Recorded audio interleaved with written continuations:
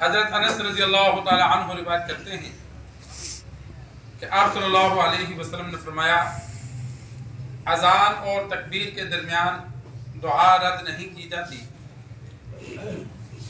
کہ اذان سے لے کر اقامت تک جو امام جماعت کھڑی ہوتے وقت تکبیر کہی جاتی ہے، اس وقت میں جو دعا مانگی جائے اللہ تبارک و تعالیٰ قبول فرماتے ہیں۔ دعاؤں کی قبولیت کے جو اوقات ہیں ان میں سے ایک وقت یہ بھی ہے، بہتر طریقہ تو یہ ہے کہ اذان کا جب دعا جواب دیا جائے تو اذان کا جواب دینے کے بعد دعا پڑھنے کے بعد پھر انسان اللہ تبارک و تعالیٰ سے دعا مانگے۔ ایک حدیث میں موجود ہے کہ آپ صلی اللہ علیہ وسلم سے عرض کی گئی کہ مؤذنین کو تو فضیلت مل گئی کہ ہم سے ثواب میں آگے نکل گئے، تو آپ صلی اللہ علیہ وسلم نے فرمایا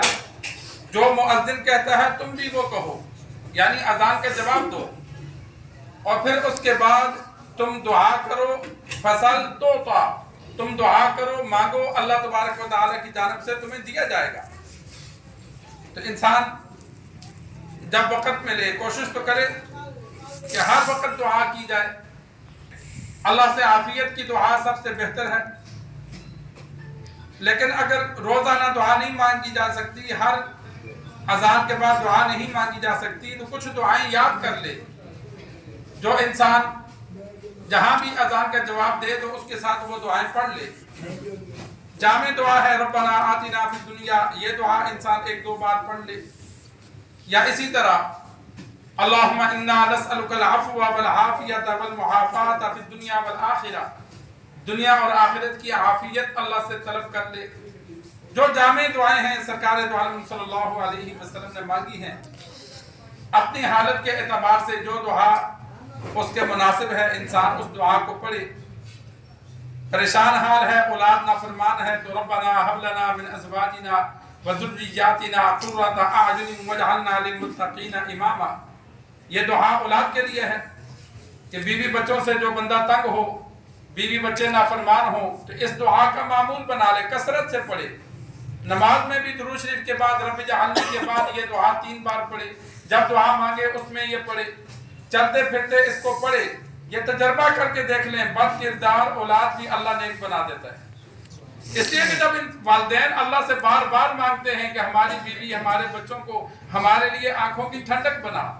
تو جب اللہ سے مانگیں گے تو اللہ ایسی بنا دے گا کہ بندہ خوش ہو جائے گا، اللہ ان کو آنکھوں کی ٹھنڈک بنا دے گا۔ لیکن جب دعا ہی نہیں کریں گے تو پھر اللہ کی مرضی ہے، جیسی اولاد ہوگی ویسی اس کی تربیت ہوگی، جیسے ان کا ماحول ہوگا چلیں گے، لیکن جب اللہ سے مدد مانگیں گے تو پھر اللہ مدد فرماتا ہے۔ تو اسی طرح انسان مقروض ہے تو وہ دعائیں مانگے جن سے اللہ قرض سے نجات دے، بیمار ہے تو وہ دعائیں مانگے جن سے اللہ بیماری سے شفا دے۔ تو جو دعائیں انسان کو ضرورت ہوں، کسی کا خوف ہے، کسی سے خطرہ ہے،